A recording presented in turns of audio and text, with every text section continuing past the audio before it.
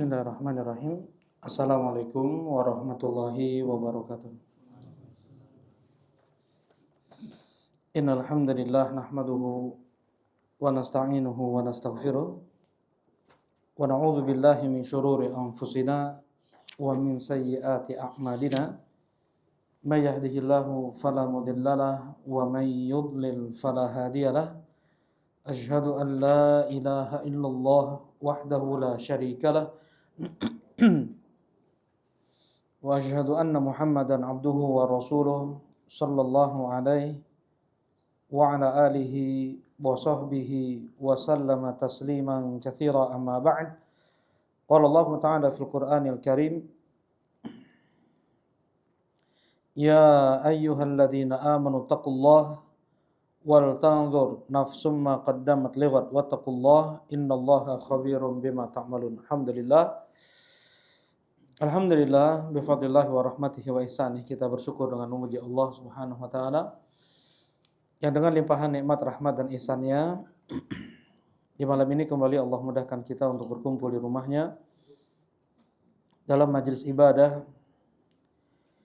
yang ketika kita meniatkannya karena Allah Subhanahu wa taala, mencari ridhonya, atas dasar perintah dari Allah kita belajar ilmu agama, maka mudah-mudahan menjadi sebab turunnya, melimpahnya rahmat Allah Subhanahu wa taala kepada kita, terampuni dosa-dosa kita, dipersulit kita dalam bermaksiat dan dipermudah kita dalam beramal saleh, dan pula menjadi sebab hendaknya langkah kaki kita dipermudah oleh Allah Subhanahu wa taala menuju surganya. Mudah-mudahan Allah terima amal ibadah kita. Amin ya rabbal alamin.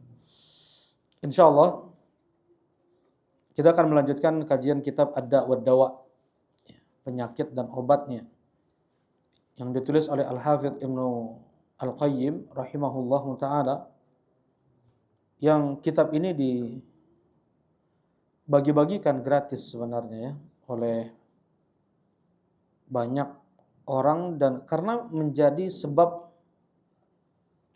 hidayah ya, bisa menjadi sebab hidayah banyak orang-orang. Mereka yang bergelimang maksiat ketika membaca kitab ini mereka rujuk, mereka kembali, mereka tobat, mereka beristighfar kepada Allah Subhanahu wa taala. Nah, alhamdulillah terakhir dari pembahasan kita adalah maksiat menjadi sebab hinanya seorang hamba di hadapan Rabb-nya, itu ya. Nah, yang setelahnya itu yang keberapa tuh? Yang ke-11. 14. Nah, yang ke-15, wa minha annal 'abda la yazalu yartakibu dzamb hatta yahunu 'alaihi wa yasghur fi qalbihi. Wa dzalika 'alamatul halak. Fa inna dzamba kullama saghara fi 'ainil 'abdi 'azuma 'inda Allah. Wa qad dzakara al-Bukhari fi sahihi an Ibnu Mas'ud qala innal mu'mina yara dhunubahu ka'annaha fi asli jabalin yakhafu an yaqa'a 'alaihi wa innal fajira yara dhunubahu kadhubabin waqa'a 'ala anfihi faqala bihi hakadha fatara. Nah, yang ke-15 ya. Annal abda, seorang hamba, dia terus melakukan dosa sampai dia meremehkan, merendahkan atau mengecilkan dosa tersebut dalam hatinya. Ya. Jadi di awal-awal mungkin dia ketika melakukan dosa terasa menyesal, kemudian terasa itu dosa besar bagi dia, ya, merasa bersalah dan yang lainnya. Tetapi karena terus-menerus itu dilakukan, sehingga dia mengentengkan, dia meremehkan ya dosa tersebut, mengecilkan dosa tersebut dalam hatinya. Dan ini tanda kebinasaan. Ya, tanda kebinasaan ketika seseorang sudah meremehkan, sudah menyepelekan dosa. Ya. Karena sebenarnya yang dia maksiati itu adalah Allah Subhanahu wa taala, Rabbul Alamin. Jangan lihat dari jenis dosa, tapi hendaknya dia melihat kepada siapa dia bermaksiat. Ya. Nah, dan ini tanda kebinasaannya. Semakin seorang hamba menganggap kecil satu dosa, nah, fa inna dzamba kullama saghara fi 'ainil 'abdi 'azuma 'indallah. Taib. Setiap dosa dianggap kecil oleh seorang hamba, maka itu besar di sisi Allah Subhanahu wa taala, peremehan. Ketika dia meremehkan dosa tersebut, maka semakin besarlah dosa tersebut di sisi Allah Subhanahu wa taala. Seperti ini ya. Surat apa itu? An-Nur. Baik. Laula id sami'tumuhu dhanna al-mu'minuna wal mu'minatu bi anfusihim khaira wa qalu hadza ifkum mubin. Andaikan kaum mukminin ketika mendengar gosip dusta yang disebarkan oleh orang munafik, Aisyah berzina dengan Safwan, ya, hendaknya langsung mereka mengatakan dalam hati mereka, ini dusta, harusnya seperti itu. Hadza ifkum mubin. Laula ja'u alaihi bi arba'ati syuhada. Andaikan mereka bisa mendatangkan 4 saksi. Nah, laula ja'u alaihi bi arba'ati syuhada fa id lam ya'tu bi syuhada fa ulaika indallahi humul kadzibun. Kalau seandainya mereka tidak bisa mendatangkan 4 orang saksi, maka mereka itu di sisi Allah adalah para pendusta. Ya. Belum pernah ada ya, sudah Anda sampaikan juga ya, belum pernah ada dari zaman Nabi Shallallahu alaihi wasallam sampai sekarang ini ada orang dirajam. Kalau yang sudah menikah dia dirajam karena berzina, kalau orang yang belum menikah dia dicambuk 100 kali cambukan. Belum pernah ada dari zaman Nabi Shallallahu alaihi wasallam sampai sekarang ini mereka dicambuk atau dirajam karena 4 orang saksi.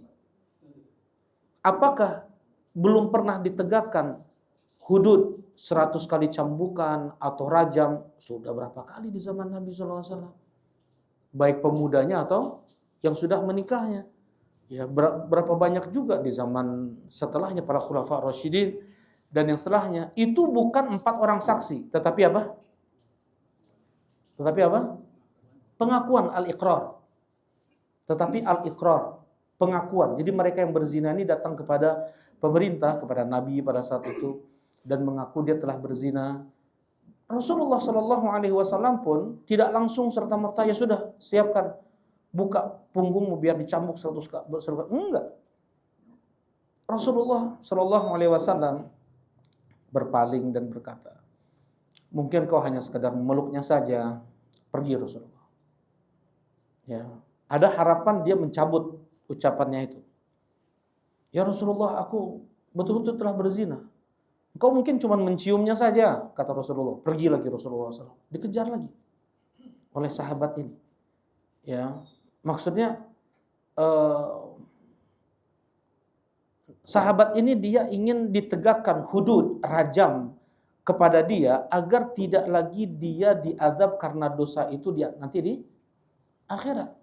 Karena nanti akan kita baca juga dalam kitab Ad-Da' wa Dawa bagaimana azab yang Allah timpakan untuk seorang pezina. Nah, dan ini pun adalah dalil yang disebutkan oleh para ulama,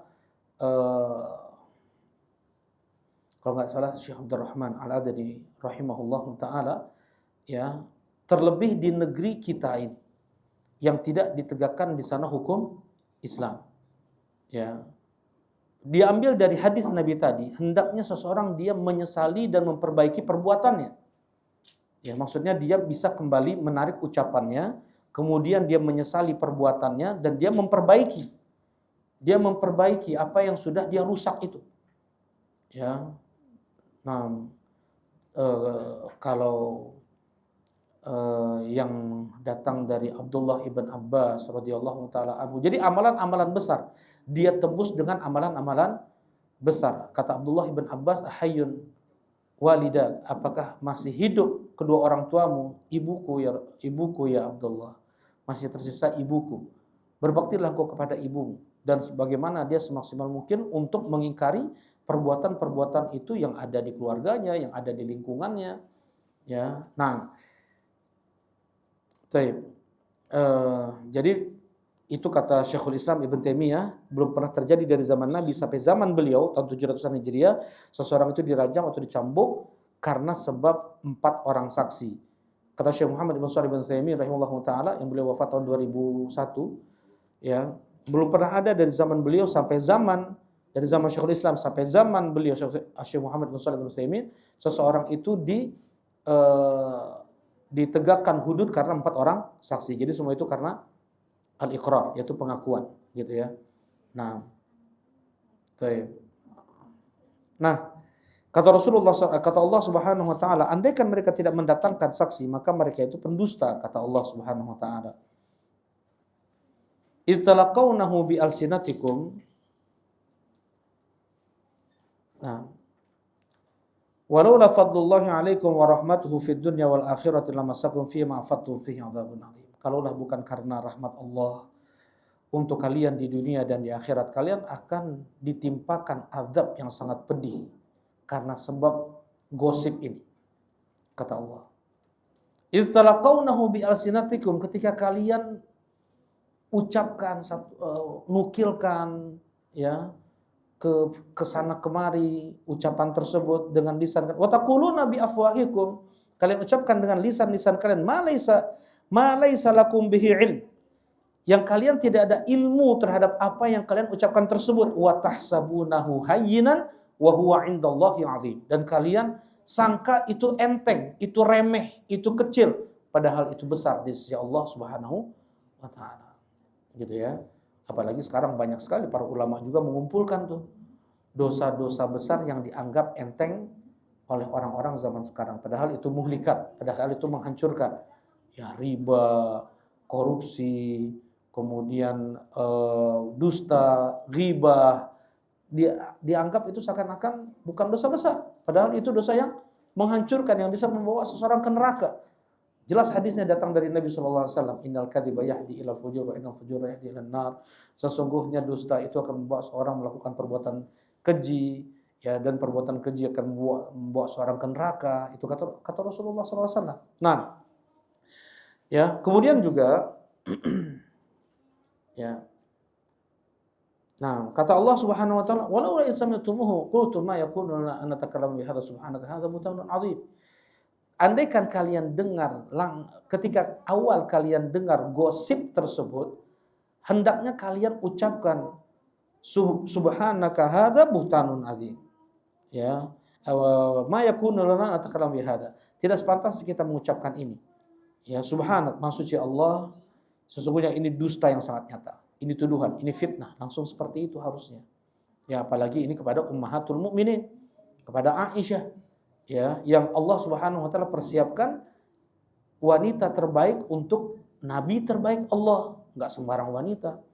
Terlebih Rasulullah SAW sudah diperlihatkan di dalam mimpi beliau bahwasanya Aisyah radhiyallahu taala anha adalah istri Rasulullah SAW di dunia dan di akhirat. Kemudian juga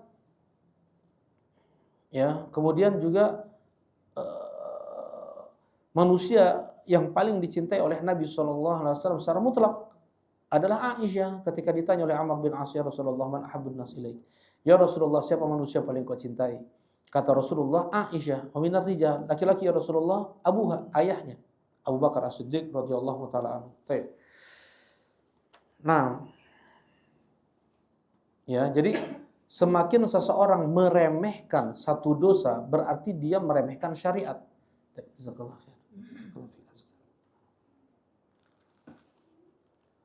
Tidak dilihat dari jenis maksiatnya, tetapi dari jenis peremehan dia terhadap syariat Allah Subhanahu wa taala. Disitulah semakin besar murka Allah kepada hamba tersebut.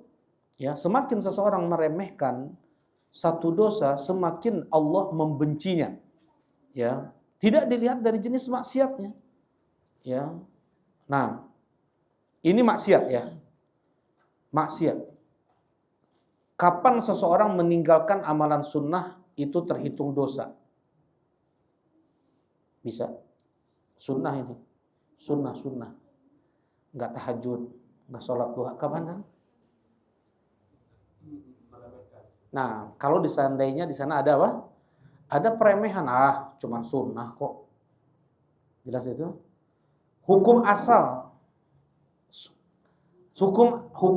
sunnah itu atau mustahabah adalah andaikan dikerjakan dia mendapatkan pahala, andaikan ditinggalkan dia tidak mendapatkan dosa. Memang seperti itu kan?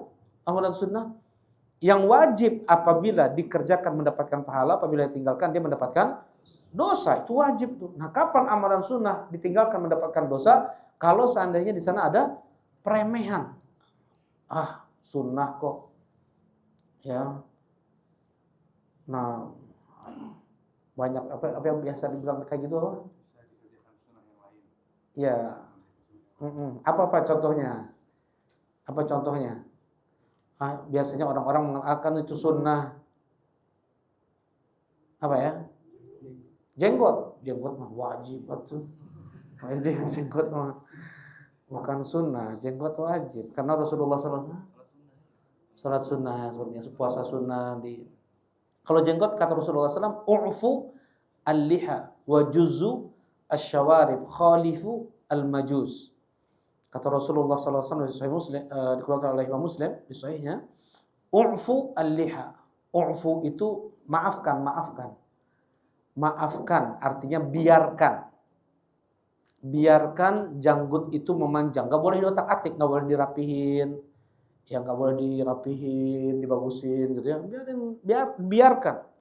Dibiarkan janggut itu memanjang. Itu makna u'fu. Ya, wa juzu syawarib. Kemudian cukur. Ya, cukur kumis.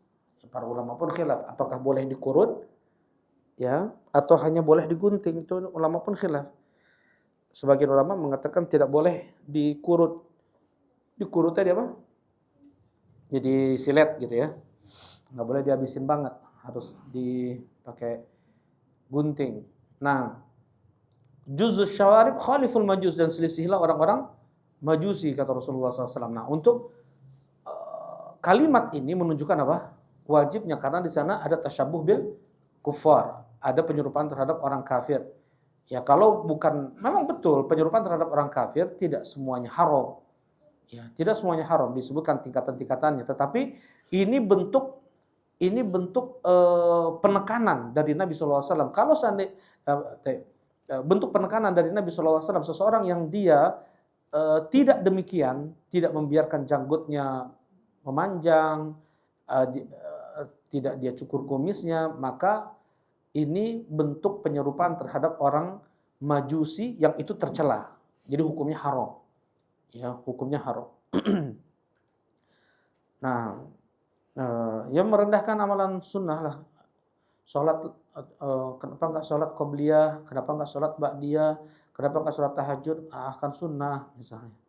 Ada peremehan, ada perendahan di sana. Nah, ini dia berdosa. Dia meninggalkan itu, dia berdosa. Nah, itu meninggalkan sunnah, apalagi mengerjakan maksiat tuh. Dia remehkan maksiat tersebut. Dia berarti tidak mengagungkan Allah. Ma qadarullah haqqa qadrihi. Mereka tidak mengagungkan Allah dengan sebenar-benarnya pengagungan. Ya.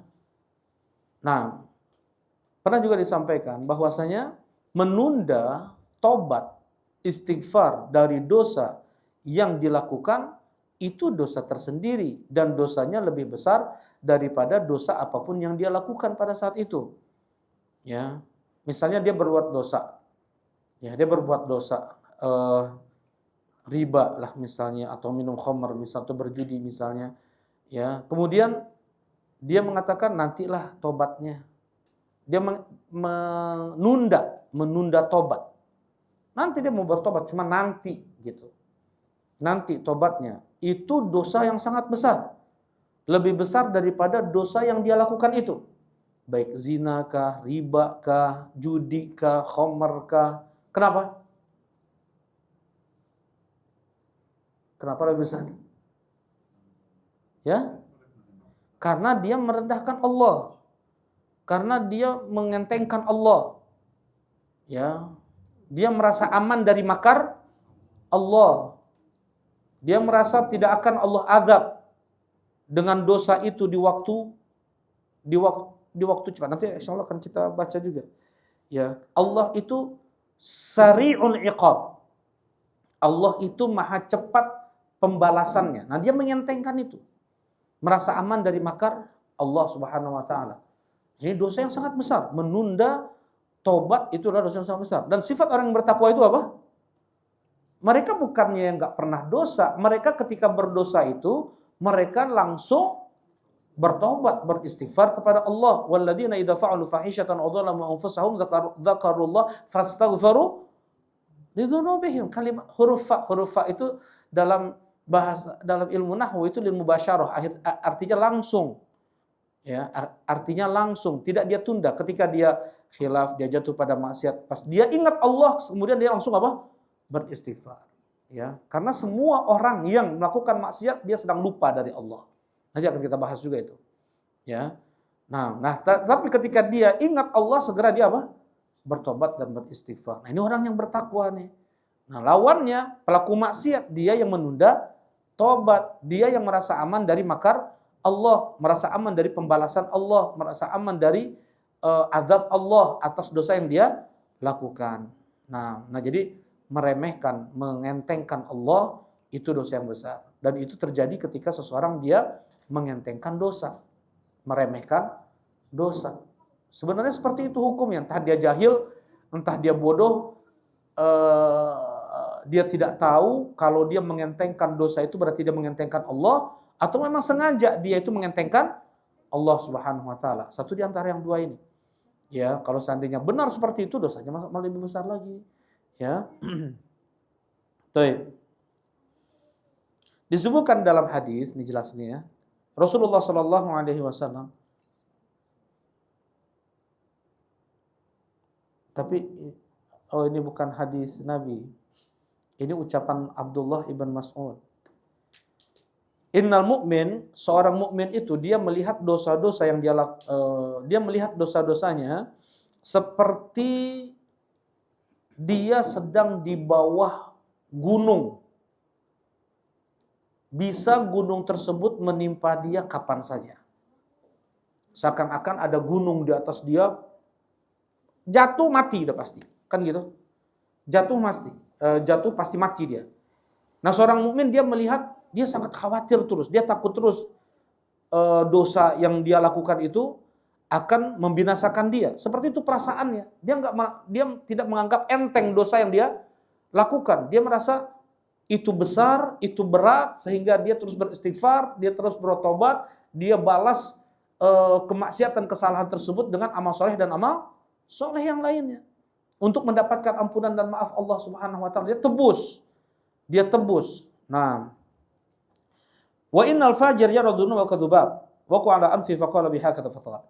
Berbeda dengan seorang yang fajir, orang yang durhaka dan dia menyepelekan dosanya. Dia melihat dosanya itu seperti lalat yang hinggap di hidungnya, dia tepis kemudian pergi kayak gitu aja. Kayak seekor lalat, dia tepis begitu saja kan langsung pergi tuh lalat tuh. Udah nggak ada lagi dia mendapatkan gangguan itu, nggak ada lagi dia kekhawatiran.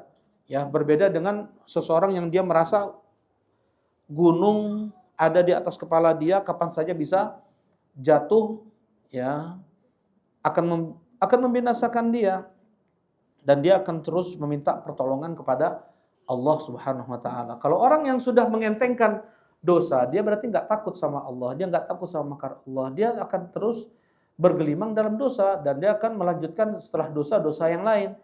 Ya, dan dia pun menunda tobat, dia tidak beristighfar. Baik, seperti itu. Naudzubillah. Nah, ya. Ya, ini sangat berbahaya.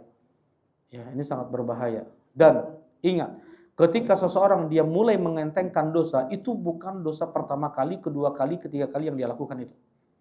Ya, ketika dia mengentengkan suatu dosa, dia sudah melakukan dosa tersebut apa? Berulang-ulang kali. Berulang-ulang kali. Nah, ya, kita lanjutkan. Nah, ini salah nomornya nih.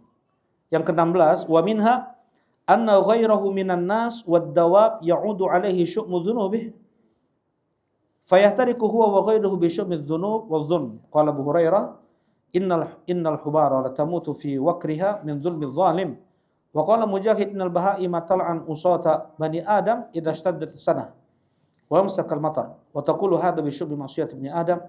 Wa qala Ikrimah dawabul ardi wa hawamuha hatta al-khanafis wal aqarib yaquluna muni'na al-qatar bidunubi bani Adam fala yakfihi iqab dhanbi hatta yabu'u bi la'natin man la dhanba lahu. Subhanallah. Ya.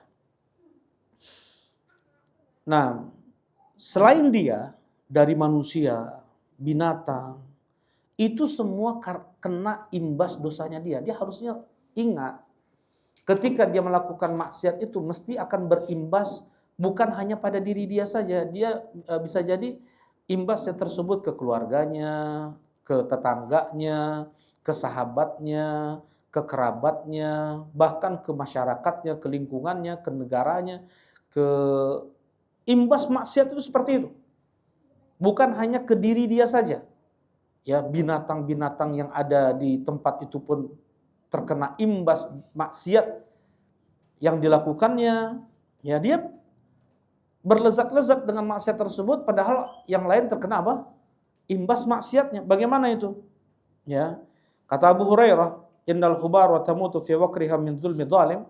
Ya, di sana ada binatang-binatang mati di lubangnya, semua itu karena kezaliman orang yang zalim.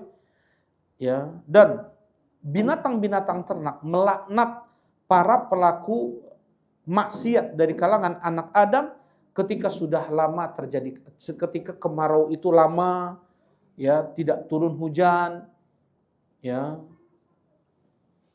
Bahaim, hewan-hewan tersebut melaknat anak Adam. Dan mereka berkata, ini semua karena dosa anak Adam. Imbasnya mereka juga tuh. Apa yang menyebabkan kemarau apa? Dosa apa? Yang menyebabkan kemarau, dosa tidak mengeluarkan zakat.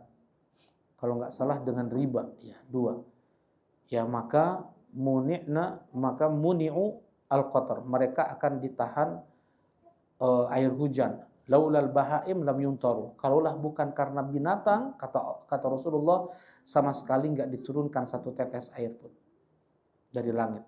Ya. Nah, jadi imbas maksiat dia ke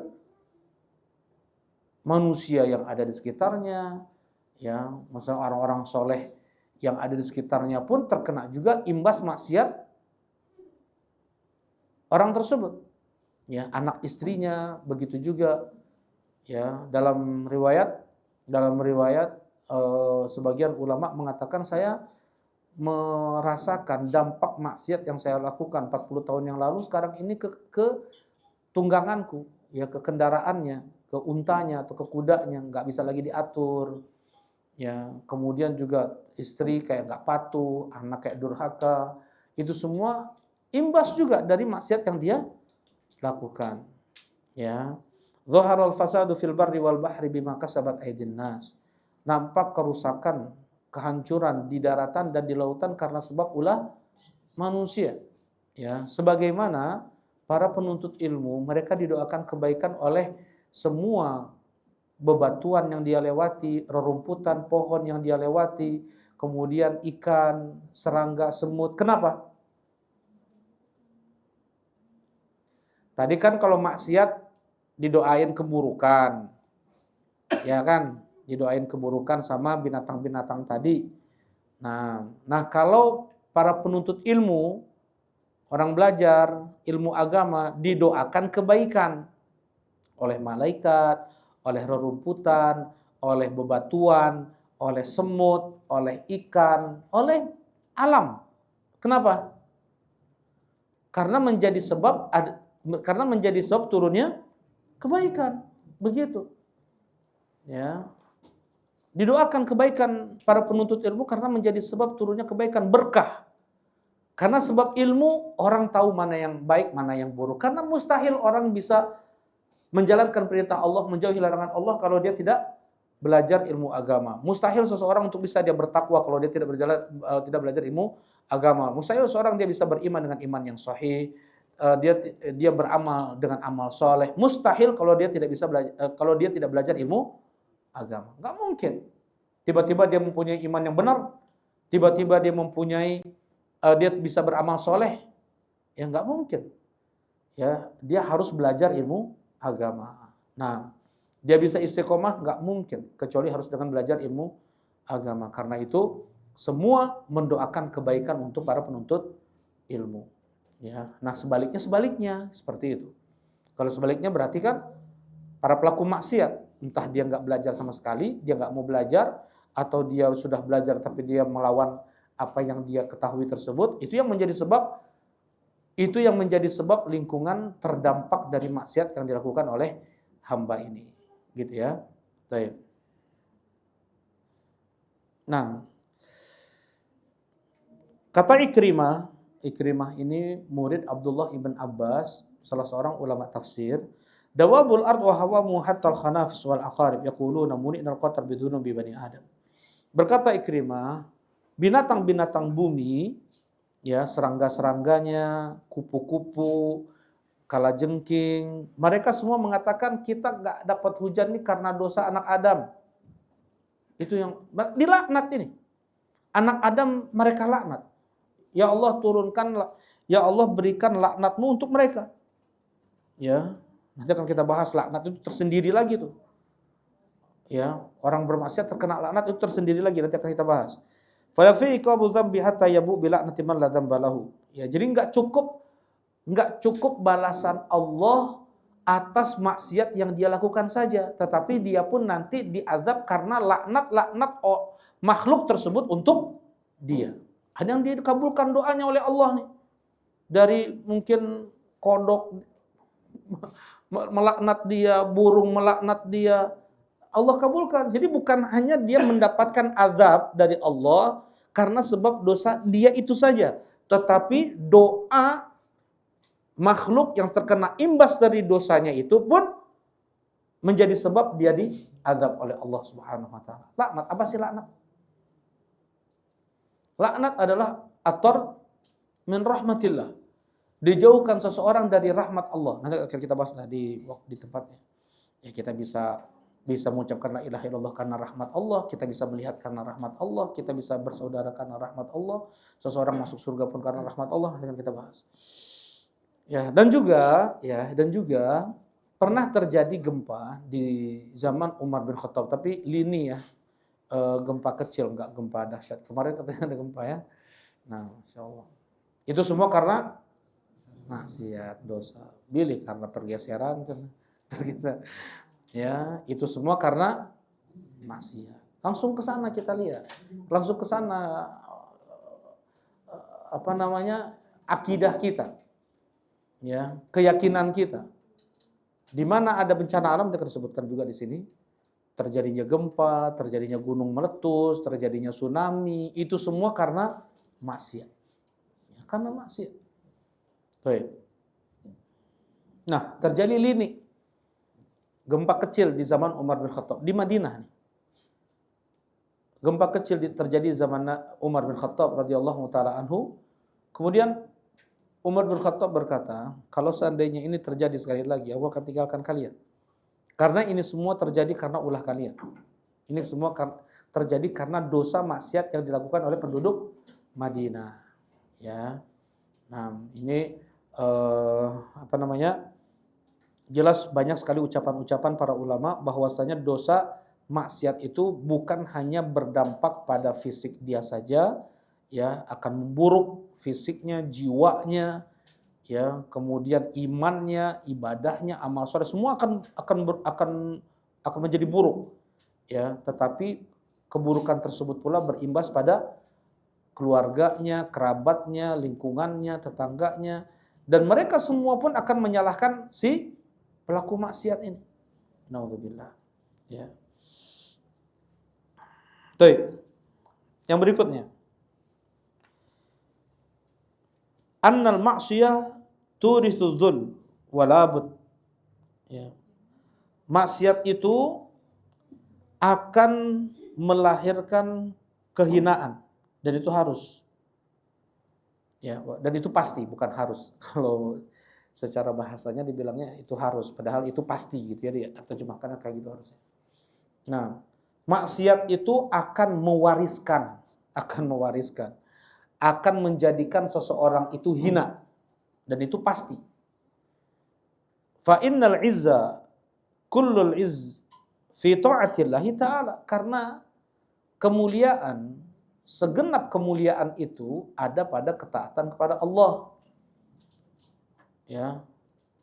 Gimana kata Allah, fa inna man kana yuridul izzata falillahil izzatu jami'a. Siapa yang menginginkan kemuliaan, maka milik Allah lah kemuliaan itu seluruhnya.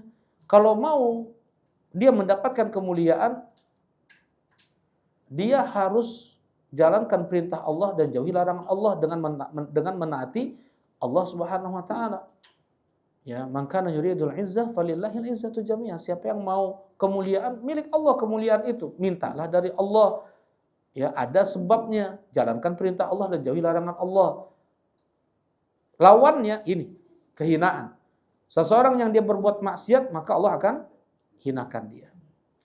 Seseorang yang berbuat maksiat, Allah akan hinakan dia. Itu pasti ya, itu pasti. Dan ini tergantung sedikit banyaknya maksiat, maka sekurang itulah kemuliaan yang berkurang dari mata hamba-hambanya. Selain tadi dari mata Allah Subhanahu wa taala. Ya, Allah sudah kadar kebencian Allah kepada seorang hamba sebanyak atau sekadar maksiat yang dilakukannya, gitu ya. Nah begitu juga kepada makhluk, bukan hanya dari Allah kepada hamba tersebut. Dari makhluk ke makhluk pun gitu juga, ya. Makhluk akan melihat seseorang itu hina, jatuh kehormatannya, jatuh wibawanya. Kan itu ada istilahnya, jatuh kehormatannya, jatuh wibawanya. Karena sebab maksiat yang dilakukan. Nah semakin dia taat kepada Allah, tapi seperti ini. Dikatakan sudah di awal sudah sampaikan ya. Maksudnya ketika seseorang bisa dia mempersedikit kesalahan atau maksiat, maka semakin mulialah dia di sisi Allah dan sisi makhluk, begitu. Karena mustahil ada seorang hamba yang tidak jatuh pada apa? Kesalahan. Oh, bukan manusia. Naon atuh? Malaikat kan? Enggak mungkin ada orang yang bersih, yang suci, manusia selain para nabi dan para rasul, enggak mungkin ada. Ya. Dan jangan juga seperti manhaj wanita. Apa manhaj wanita? Selalu benar. Tos terangan wae. Bukan, manhaj wanita itu. Bukan, manhaj wanita itu gini. Suaminya berbuat baik kepada dia setahun, mendapatkan kekurangan kesalahan pada suaminya satu kali, hilang kebaikan setahun tersebut. Itu, ini manhaj wanita. Jadi disebutkan oleh Rasulullah SAW di khutbah Id. Rasulullah SAW mengatakan, takfurnal ashir, ya ma'syaran nisa, tasaddaqna fa inni ra'aitukun aktsara ahli nar. Wahai sekalian wanita, wahai segenap wanita, banyaklah kalian bersedekah, karena kalian itu kebanyakan penghuni neraka. Kenapa? Di antaranya takfurnal ashir, karena kalian mengkufuri suami. Bagaimana itu? Ditanya lagi Rasulullah SAW. Ya, tuhsin ilaihinna dahra, berbuat baik 1 tahun penuh kepada istrinya. Kemudian si suami memang salah suami ini, bukannya enggak salah. Dia memang salah. 1 kali hilang kebaikan setahun itu. Ya. Hilang kebaikan setahun itu. Jangan juga kayak manhaj dukun. Gimana manhaj dukun? Tadi manhaj wanita. Jangan juga karena seperti manhaj dukun. Manhaj dukun, ada yang tahu nggak nih? Nggak tahu manhaj dukun? Insya Allah, jazakallah. Dengan ini benar ya, Masya Allah. Nah, manhaj dukun itu bohongnya 100, benernya sekali. Yang dilihat hanya benernya aja, yang salahnya nggak dilihat. Jelas ini. Jadi Jangan kayak manhaj dukun, jangan kayak manhaj wanita. Barakallahu fiik. Tahu manhaj dukun tadi ya? Jadi Rasulullah SAW menceritakan seperti ini. Jin, sebelumnya ya. Jin itu mereka mencuri kabar langit kan. Sebelum diutus Nabi SAW, itu pintu langit betul-betul terbuka. Mudah para jin untuk mencuri kabar langit. Ini udah masuk waktunya belum? Oh udah. Kenapa nggak bilang tuh? Hah? Oh ya, khair insyaallah. Kita lanjutkan ba'dal isya ya. Tapi ingatkan manhaj dukun. Baik. Assalamualaikum warahmatullahi wabarakatuh. Bismillahirrahmanirrahim. Assalamualaikum warahmatullahi wabarakatuh. Innal hamdalillah nahmaduhu wa nasta'inuhu wa nastaghfiruh wa na'udzu billahi min shururi anfusina wa min sayyiati a'malina. May yahdihillahu fala mudhillalah wa may yudlil fala hadiyalah. Asyhadu an la ilaha illallah wahdahu la syarikalah wa asyhadu anna Muhammadan abduhu wa rasuluh la nabiyya wa la rasula ba'dah amma ba'd. Nah, kita lanjutkan kajian kitab Ad-Da' wa Dawa yang ditulis oleh Al-Hafidz Ibnu Qayyim rahimahullahu taala. Nah, kehinaan ada pada para pelaku maksiat, dan itu pasti. Sebagaimana kemuliaan ada pada ketaatan kepada Allah Subhanahu wa taala. Sebagaimana di surat Fatir ayat 10, "Man kana yuridul izzata falillahil izzatu jami'a." Siapa yang menginginkan kemuliaan di dunia dan di akhirat, maka milik Allah lah kemuliaan itu seluruhnya. Maka minta falyatlubha bi ta'atillah. Maka mintalah kemuliaan tersebut dengan ketaatan kepada Allah. Fa innahu la yajiduha illa fi ta'atillah, karena kemuliaan hanya bisa didapatkan dengan ketaatan kepada Allah Subhanahu wa taala. Baik. Nah, tadi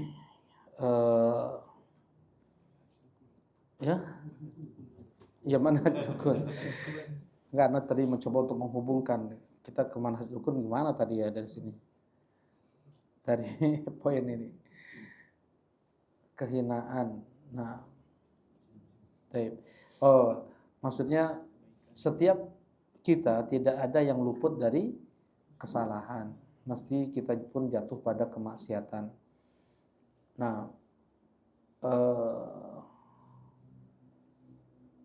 dan sebaik-baik atau semakin mulia seseorang adalah yang tentunya paling sedikit dia jatuh pada kemaksiatan. Ya, semakin mulia seseorang dengan semakin jauh dia dari kemaksiatan, sedikit maksiat yang dia lakukan. Berkurang kemuliaannya dengan berkurang pula ketaatannya kepada Allah Subhanahu wa taala. Ya, dan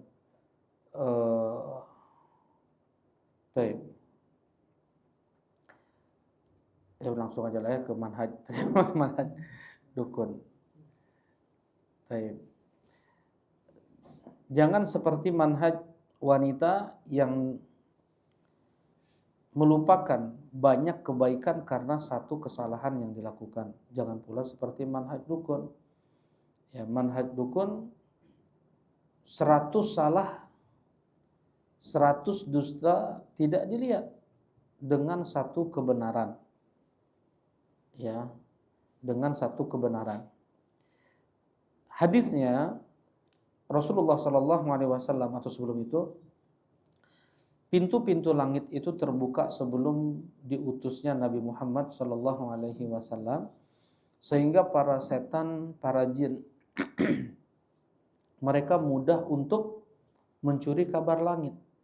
Ya, mereka saling bertumpuk-tumpuk kayak gini kata Rasulullah SAW. Mereka saling bertumpuk-tumpuk, jadi naik satu sama lain sampai ke langit sana, subhanallah, mencuri kabar langit. Sebelum diutus Nabi, mudah mereka mendapatkan kabar langit, sehingga banyak para dukun pada saat itu. Ya, banyak dukun-dukun. Dan andaikan ada dua kabilah, ada dua orang berselisih, yang dijadikan hakim oleh mereka adalah para dukun tuh. Di antaranya kisah besar, Hindun,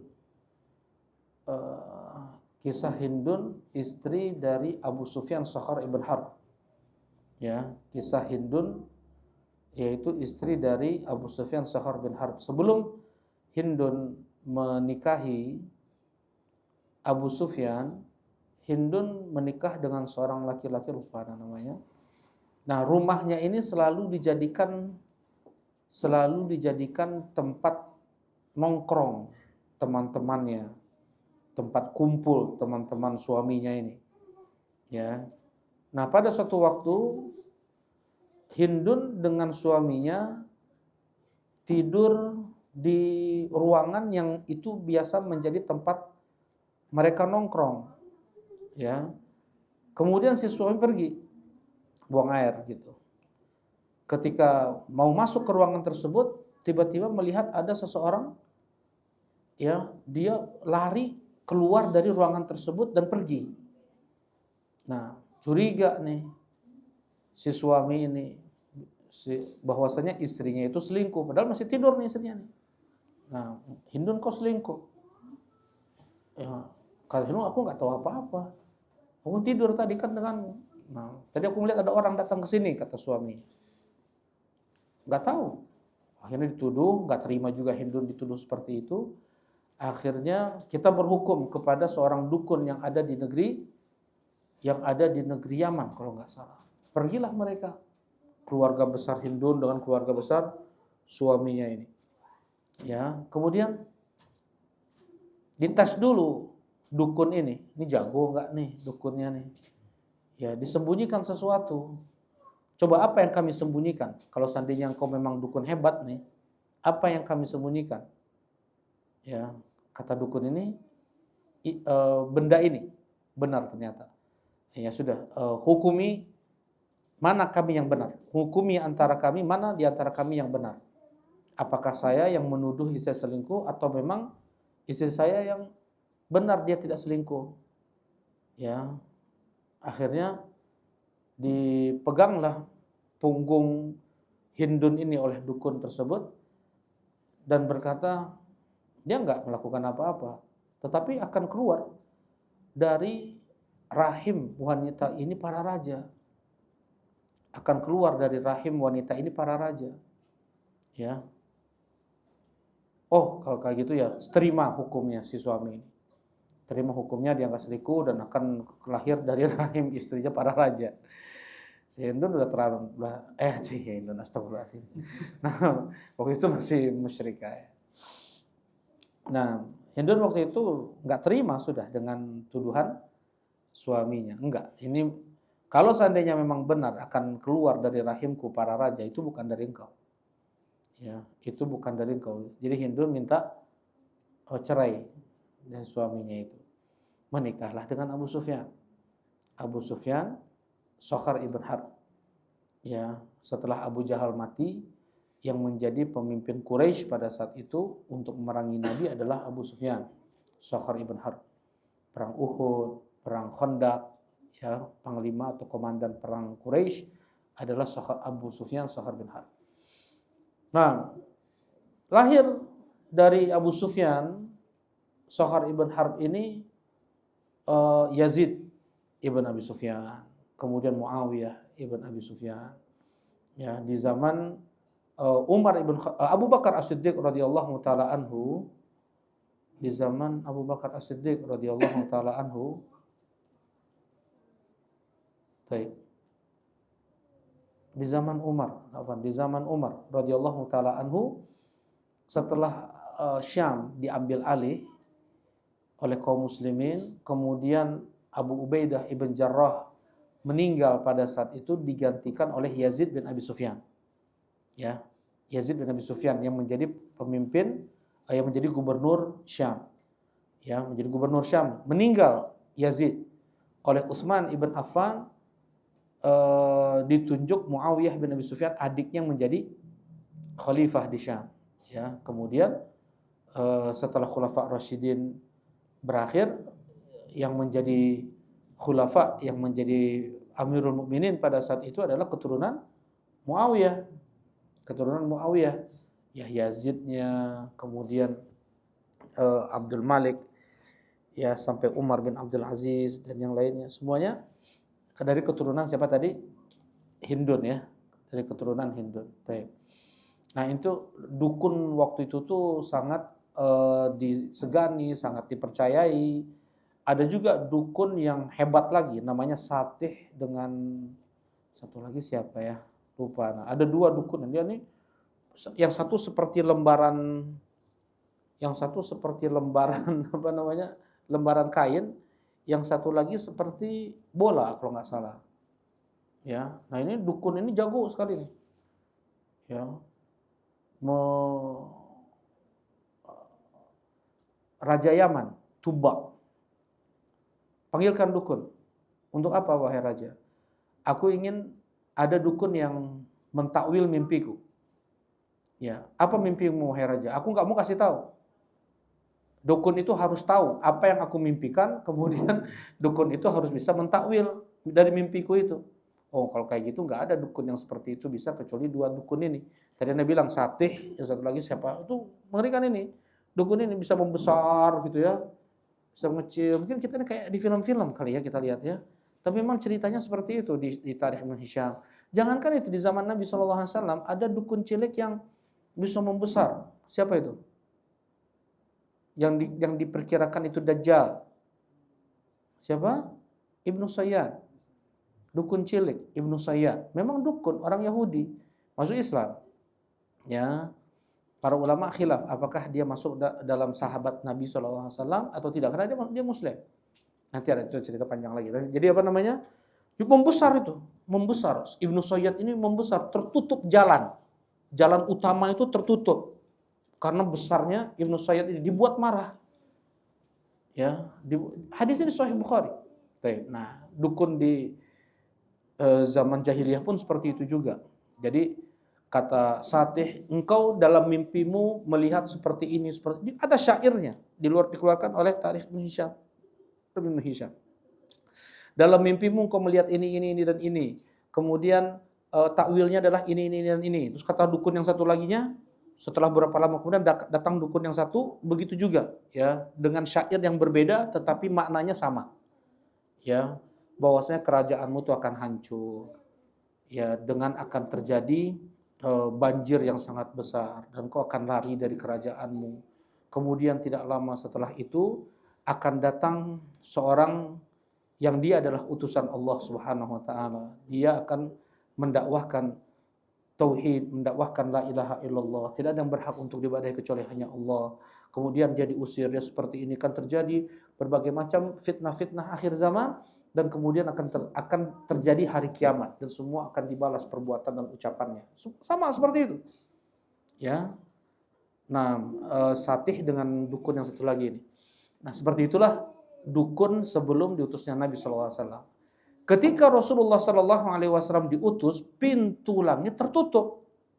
Pintu langit tertutup, kaget para jin. Ini kenapa nih? Kok nggak bisa lagi kita mencuri kabar langit? Cari sebabnya, disebar. Jin mencari, oh ini sebabnya. Rasulullah SAW diturunkan wahyu kepada beliau. Nggak bisa lagi mereka mencuri kabar langit. Meninggal Rasulullah SAW, dibuka lagi pintu langit sedikit. Tidak seperti sebelum diutusnya Nabi Muhammad SAW. Masih bisa mereka mencuri kabar langit, ya. Nah, Rasulullah SAW menceritakan ketika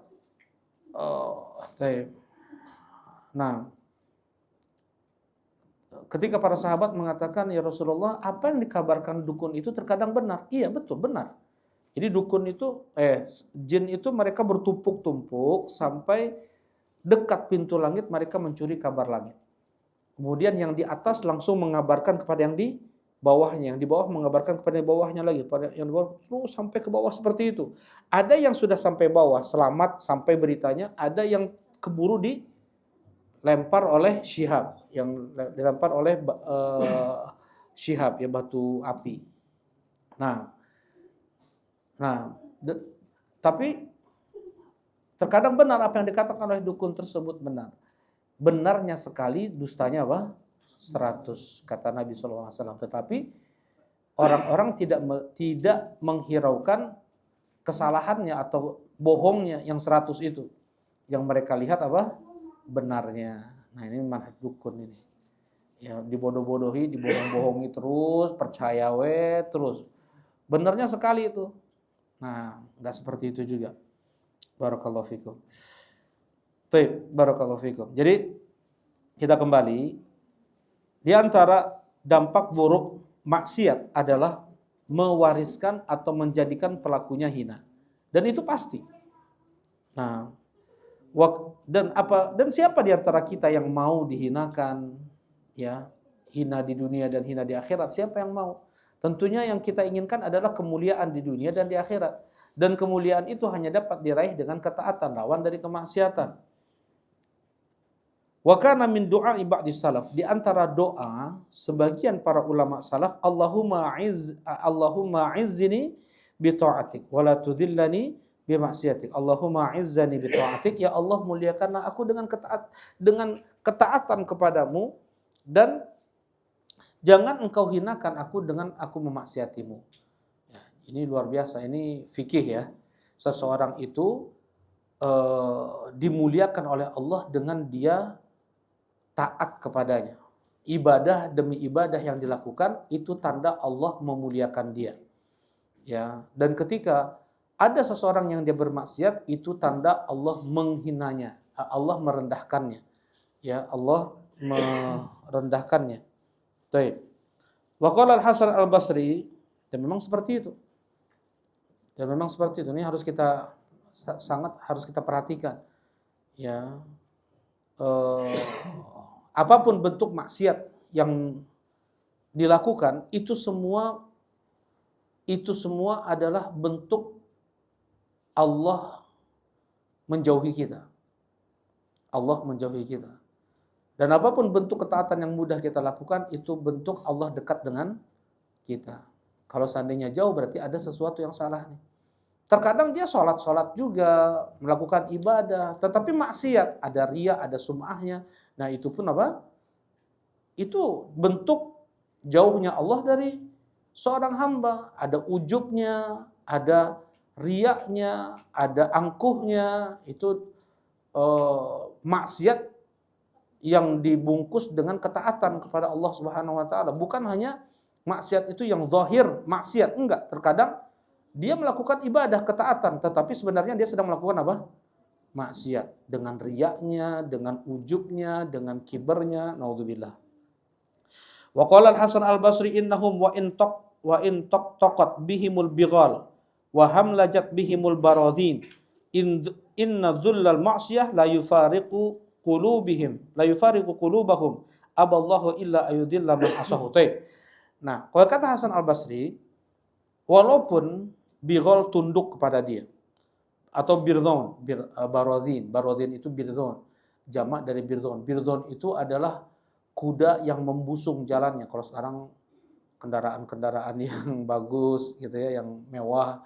Nah, kendaraan yang mewah itu dulu namanya birdon. Kuda, kan ada kuda jalannya membusung. Dia kepalanya nggak pernah ke bawah tuh. Kepalanya ke atas terus. Tok, tok, tok. Nah, itu ditampar sama Umar bin Khattab. Pernah.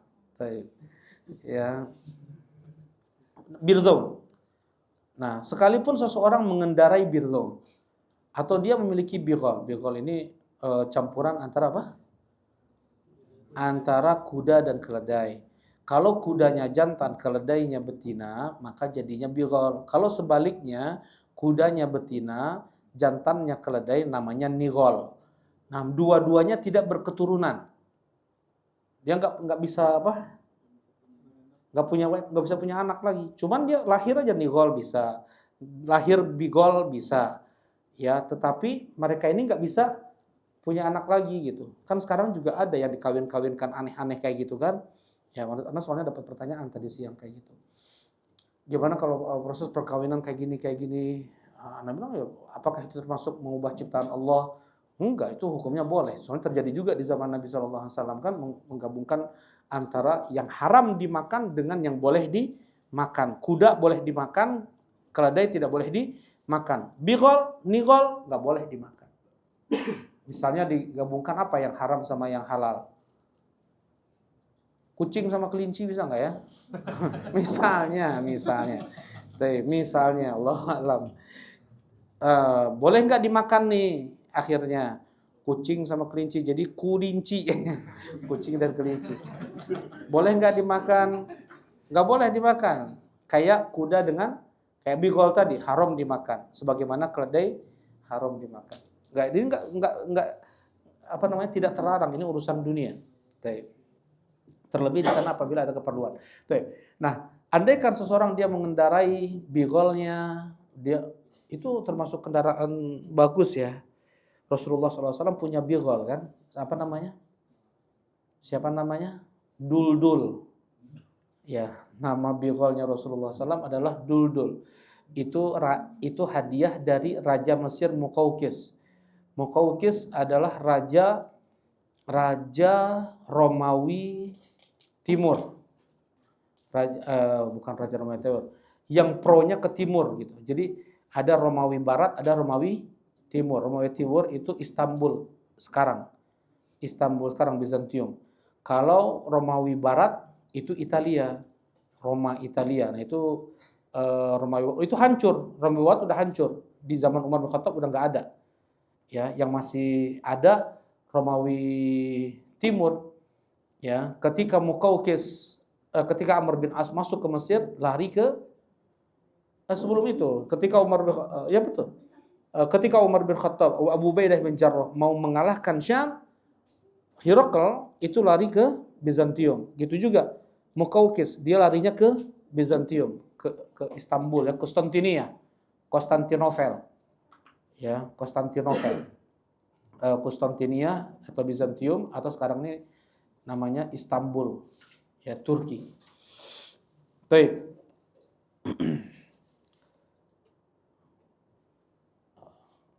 Nah, sekalipun seseorang mengendarai bigolnya, dia seperti terhormat di atas kendaraannya itu, sesungguhnya kehinaan maksiat tidak akan lepas dari dia.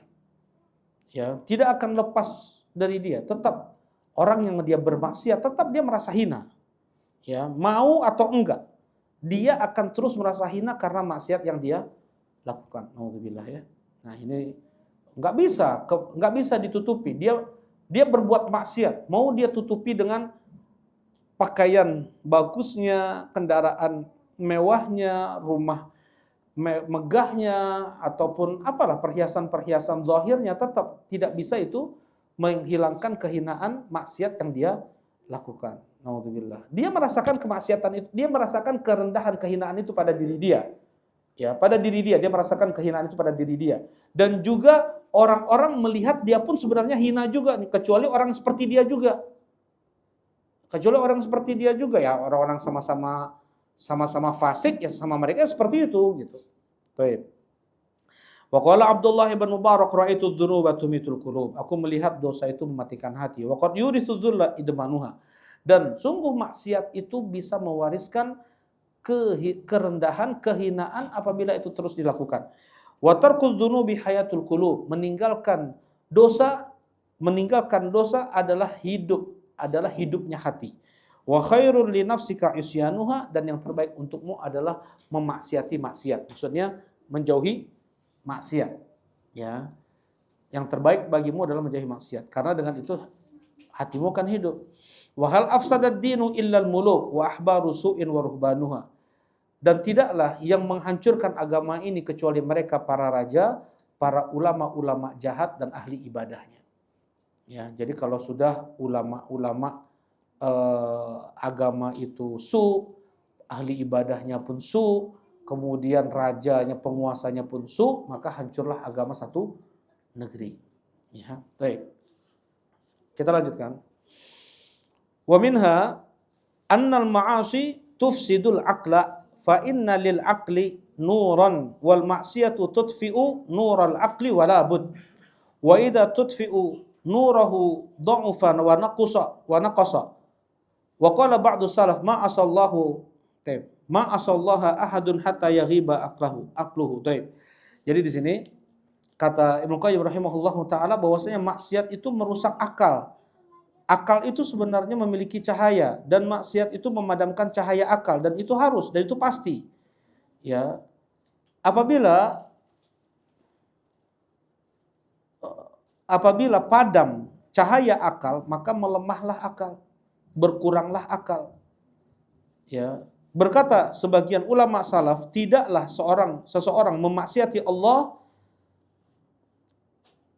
kecuali hilang akal memang. Hatta yaghiba aqlu. Jadi bodoh ya. Wa hadza zahir. Nah, kayak gitu. Semua orang yang bermaksiat itu dikatakan jahil. Gimana enggak jahil? Dia lebih mendahulukan kenikmatan sesaat daripada apa? Kenikmatan yang abadi. Ya, dia menggadaikan atau Allah Ustaz. Gimana kalimatnya? Dia menghilangkan Allah Ustaz. Mengorbankan, jazakallahu khair. Dia mengorbankan kenikmatan abadi dengan kenikmatan sesaat gitu ya. Ada lagi lawannya lupa. Intinya orang yang berbuat maksiat itu mesti jahil. Dia kata Nabi Yusuf alaihi salatu wassalam ketika beliau digoda ya oleh para wanita, Rabbi sijnu ahabbu ilayya mimma yad'unani ilaihi wa illa tasrif anni kaidahun asbu ilaihinna wa aku minal jahilin. Ya, wahai Rabb, penjara lebih aku cintai daripada apa yang mereka godakan kepadaku. Nah, wa illa tasrif anni kaidahun, tolong jauhkan aku dari tipu daya mereka ya Allah, karena bisa jadi aku pun asbu ilaihinna, kena godaan mereka, wa aku minal jahilin, dan aku menjadi orang yang jahil. Nah, ini ya, jadi pelaku maksiat itu adalah jahil. Pelaku maksiat itu mereka dikatakan jahil. Akalnya nggak ada, berarti kalau jahil itu berarti yang akalnya kurang. Nah, maksiat membuat akal lemah, membuat kekuatan akal pun berkurang, ya. Dan kurangnya akal pelaku maksiat itu jelas, fa innahu law hadarahu aqluhu la hajaza an maksiatin wa huwa fi qabdatir rabbi ta'ala.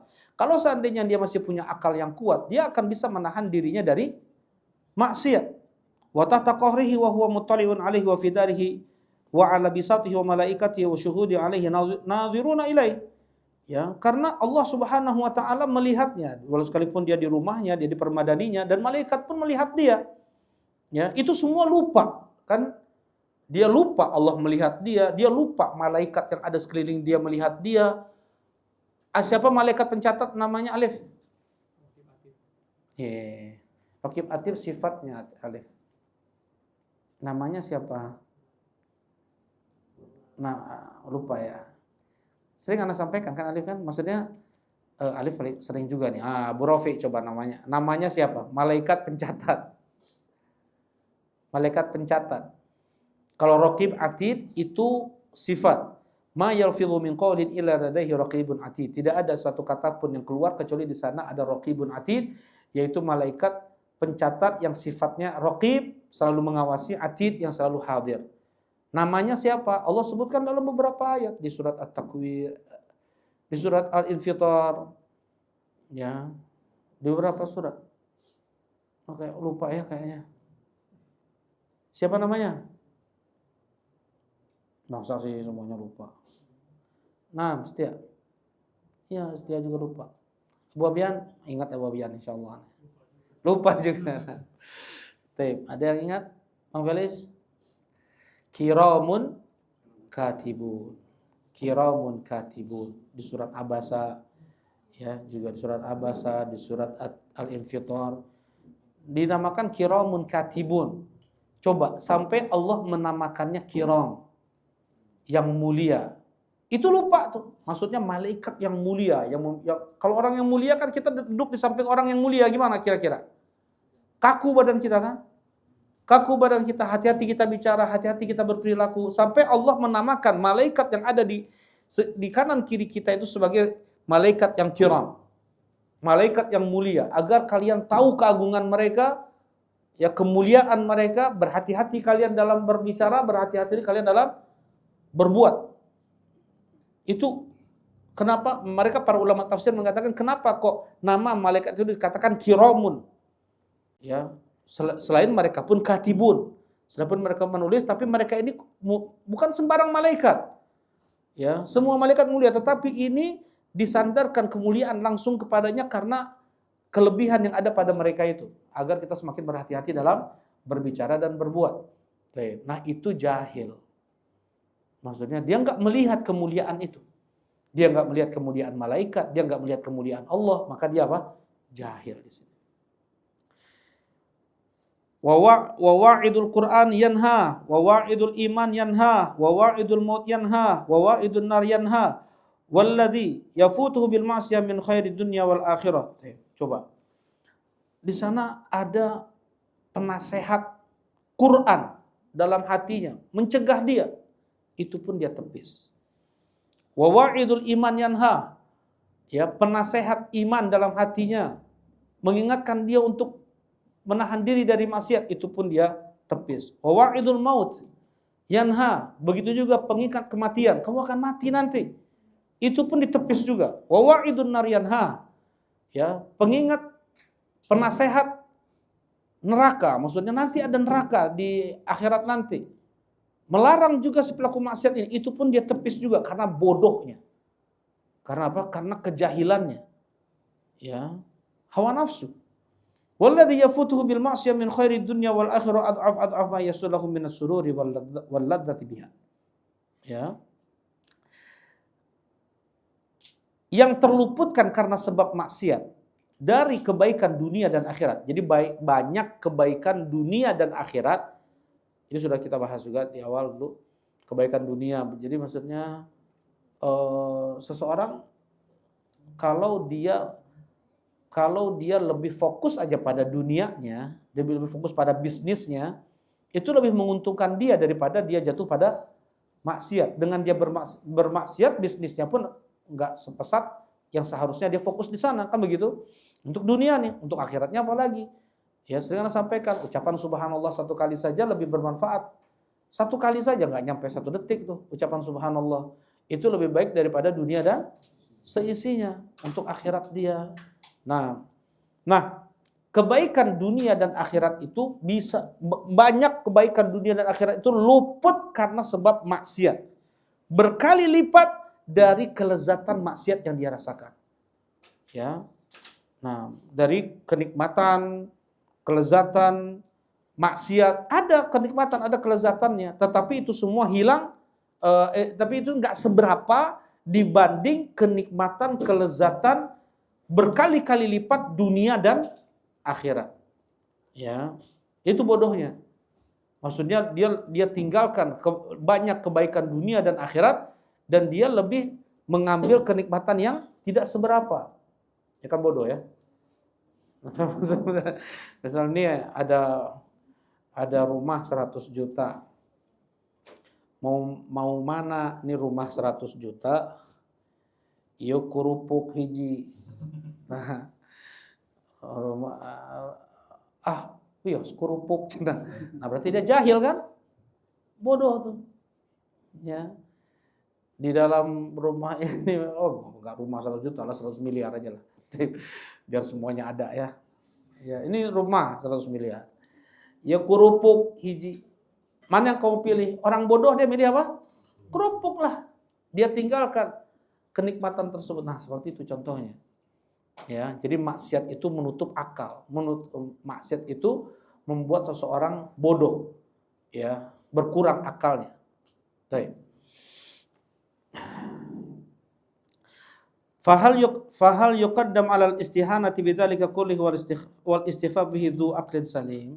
Apakah mau orang yang berakal sehat untuk mendahulukan kehinaan seperti itu daripada kenikmatan yang abadi? Enggak mungkin lah orang yang berakal mendahulukan yang remeh dan meninggalkan yang besar. Baik, barakallahu fikum. Dan ini pun para ulama mengingatkan ketika mereka sulit dalam memahami kitab yang dibaca, sulit dalam memahami pelajaran, sulit dalam memahami permasalahan sehingga mereka pun tidak tahu jawaban dari pertanyaan. Padahal mudah, itu bukan sesuatu yang sulit sebenarnya, ya. Tapi kok jadi sulit gitu? Kok jadi sulit? Itu semua karena maksiat dan mereka banyak beristighfar. Ini diingatkan oleh para ulama. Ya, ini semua karena dosa saya. Jadi enggak dia salahkan yang lain dulu, dia salahkan diri dia sendiri. Ya, saya sulit untuk memahami, saya sulit untuk menghafal, saya sulit ada kesulitan. Jadi akalnya dia enggak bisa menggunakan akalnya dengan baik, lemah akalnya. Ya, berkurang akalnya. Itu semua karena kemaksiatan yang dia lakukan. Segera dia banyak beristighfar. Ya, segera dia banyak beristighfar, banyak bertobat kepada Allah. Ya, seperti itu Syekhul Islam Ibn Taimiyah rahimahullahu taala, ketika datang kesulitan pada beliau, langsung beliau banyak-banyak beristighfar pada Allah Subhanahu wa taala. Baik. Nah, silakan. Mungkin ada yang mau ditanyakan? Jadi enggak. Nah.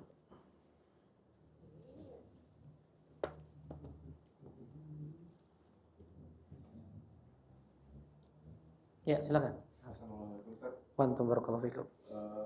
Karena ini kan mungkin di masyarakat ada film yang diputar ya, kayak siksa neraka, siksa kubur. Siksa neraka. Lalu ada berita juga bahwa ada yang tobat gara-gara nonton film tersebut gitu Ustaz. Iya, nah, iya. Pertanyaannya sebenarnya apakah mungkin Ustaz ada hidayah dari lewat jalur-jalur seperti itu Ustaz? Maksudnya apakah itu hanya ya kita nggak bisa percaya seutuhnya dia ya saya tobatan itu apakah muncul dari situ? Nah, kalau misalnya hidayah, ya hidayah itu nggak ada yang tahu orang sebenarnya, nggak ada yang tahu dari mana celah pintu hidayah itu masuk kepada seseorang. Hukum asalnya hidayah Allah itu dicari dengan kita bersungguh-sungguh. Ini hukum asalnya. Nggak Allah kasih hidayah itu dengan mudah, duduk manis, tiduran, dapat hidayah, weh. Tapi memang ada. Hukum asalnya, Allah Subhanahu wa taala berfirman di surat Al-Ankabut, "Walladzina jahadu fina lanahdiyannahum subulana." Walladzina jahadu jihad. Apa itu? Mereka mengerahkan usaha sepenuhnya, namanya jihad. Apa tuh jihad? Itu badul wusa', yaitu mengerahkan semua kemampuan. Kan kayak gitu. Kalau enggak dia bunuh orang, dia yang dibunuh kan gitu. Jadi semua kemampuannya, akalnya, matanya, pendengarannya, ya semua kemampuannya, tenaganya itu dikerahkan ketika berperang, kan begitu? Itu namanya jihad secara bahasa. Ya. Nah, kata Allah, walladzina jahadu fina. Mereka yang betul-betul bersungguh-sungguh mencari jalan kami, betul-betul dia kerahkan usahanya. Ya, dia kerahkan, dia usaha dia ke masjid, dia qiyamul lail, dia kata Allah fa'amman di surat Al-Lail gimana? Fa'amman attaqo. Gimana? Fa'amman a'ta wattaqo wasaddaqa bil husna. Siapa yang dia berbagi, dia menjaga ketakwaan, dia membenarkan janji-janji Allah, kami akan mudahkan urusannya, kami akan beri hidayah. Jadi ada usaha. Ini hukum asal hidayah. Lanahdiyannahum subulana. Lamul qasam. Allah bersumpah, demi Allah, demi diriku, aku akan benar-benar lanahdiyanna. Nun taukid lagi. Taukidnya dibuka lagi sama Allah Subhanahu. Jadi ada nun taukid yang enggak dibuka, ada nun taukid yang dibuka, yang difathahkan. Jadi benar-benar demi Allah kami akan pasti. Nah, itu seperti itu bahasanya. Beri dia hidayah. Ya, kalau kita mencari hidayah dengan sungguh-sungguh. Itu hukum asalnya. Ini kaidah umum dari Al-Quran. Seperti itu. Tapi ada nggak orang dapat hidayah, tiba-tiba duduk manis dapat hidayah? Ada aja kan? Mungkin dia didoakan. Dia didoakan oleh orang tuanya yang sedang nakal-nakalnya. sedang hancur-hancurnya. Tiba-tiba dia duduk, kenapa jadi ingin sholat ya? Loh, terus jadi kebawa ingin ngaji ya, ingin itu dan inilah. Nggak ada usaha dari dia sebenarnya. Nggak ada usaha dari dia. Nah, bisa jadi juga karena sebab kebaikan orang tuanya atau istrinya atau mungkin anaknya atau siapa, tiba-tiba dia mendapatkan hidayah dengan dia tidak berusaha. Itu ada. Nah, tadi yang kata Kang Rifki ya, siapa namanya? Kang Fikri. Pun gitu juga. Ya, bisa jadi. Ya, nggak bisa kita pastikan ya. Tapi ke arah mananya kan nggak tahu. Yang jelas dia meninggalkan maksiat lah. Dengan ya banyak kejadian kalau teman-teman cerita pun dia sedang jalan, dia sedang naik motor menuju tempat kuliahnya, tiba-tiba dia melihat kecelakaan di depan dia, kepala kelindas motor. Gimana kalau saya kayak gitu? Padahal dia sedang rusak-rusaknya pada saat itu tuh. Sedang rusak-rusaknya, dia dapat hidayah. Ya, malah dia jadi panitia kajian. Ada yang kayak gitu. Maksudnya nggak tahu hidayah itu dari mana. Nah, bisa jadi karena film tersebut. Ya, walaupun dari sebab yang itu juga maksiat ya. Yang jelas kemana arahnya setelah dia dapat hidayah tersebut. Nah, itu yang menjadi pokoknya. Nah, mungkin dia menjadi lebih baik, ya alhamdulillah, seperti itu.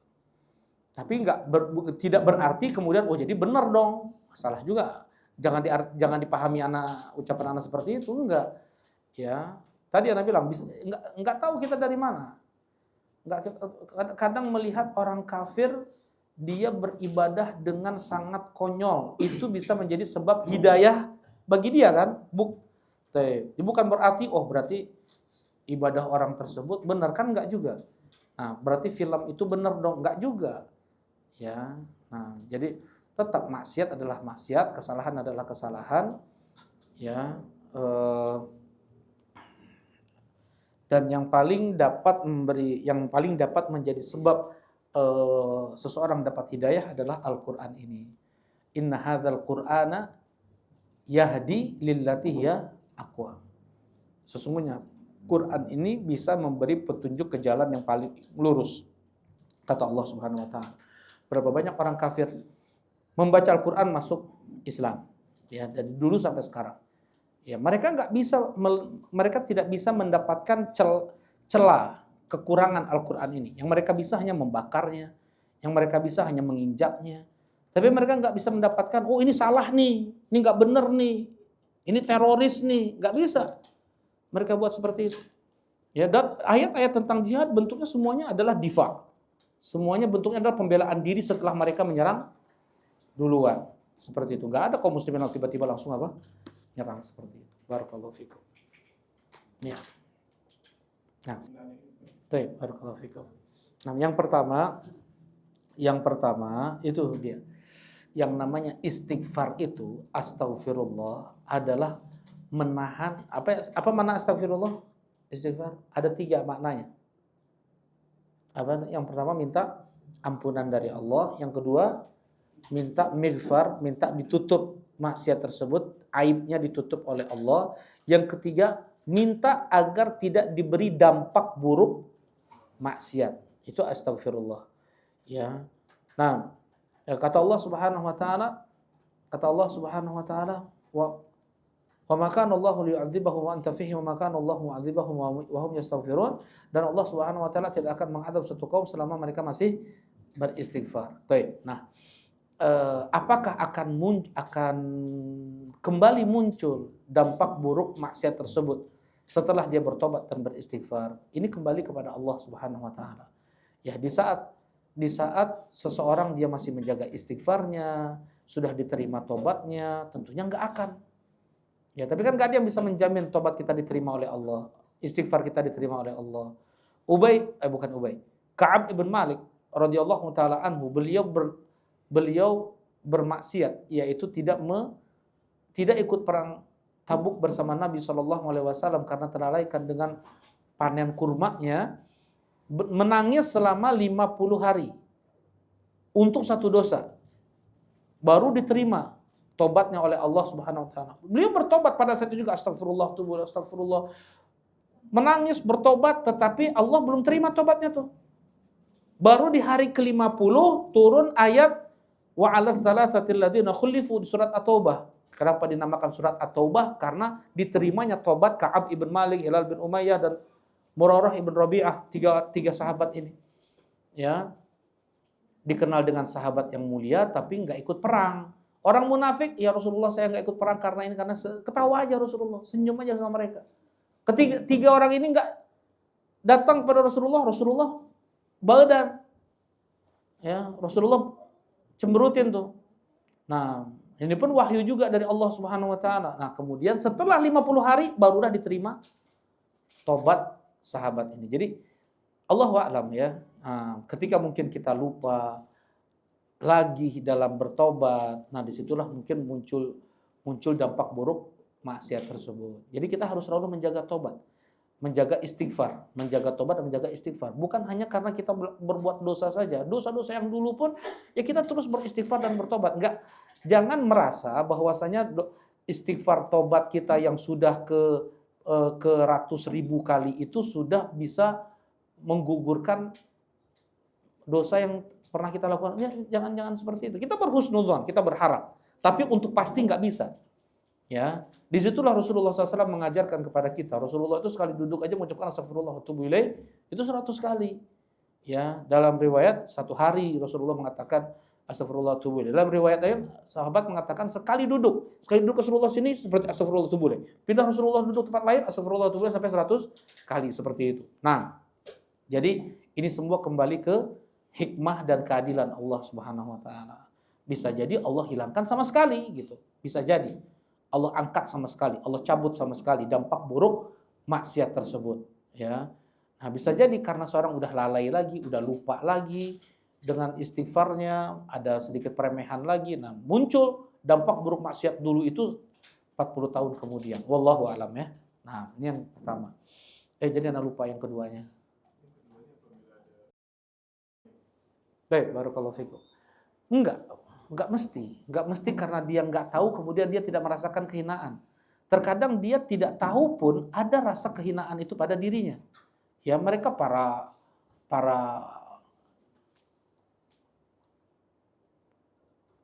apa ya? Yang populer-populer itu yang viral-viral atau orang yang para selebritis gitu. Para selebritis. Kan banyak juga yang bunuh diri kan? Banyak yang bunuh diri. Mereka melakukan berbagai macam maksiat, tetapi mereka ketawa-ketawa itu. Mereka senang-senang itu. Mereka merasa hina tetap diri mereka sampai mereka mengingkari diri mereka sendiri, benci sama diri mereka sendiri sehingga mereka beralih pada bunuh diri. Jadi enggak mesti harus dia berilmu dulu baru dia merasakan apa? Kehinaan. Enggak mesti. Ya, sekarang pelaku maksiat jahil sekalipun enggak pernah dia belajar, dia merasa dia hina. Ya, dia membenci dirinya. Ya, dia membenci dirinya. Ya, dia enggak merasakan kenikmatan. Semua kenikmatan ada pada dia kalau zahirnya. Ya, harta ada, semua ada pada dia gitu. Popularitas itu ada pada dia. Kemudian nikmat ini, tiba-tiba mati aja dia. Dia milih untuk mati, enggak ada zahirnya kita melihatnya enggak ada sebab. Padahal dia itu benci pada dirinya karena maksiat-maksiat yang dia lakukan. Itu seperti itu. Wallahu a'lam. Baik, kita cukupkan kajian kita di malam ini. Subhanakallahumma rabbana wa bihamdika asyhadu an la ilaha illa anta astaghfiruka wa atubu ilaik. Assalamualaikum warahmatullahi wabarakatuh.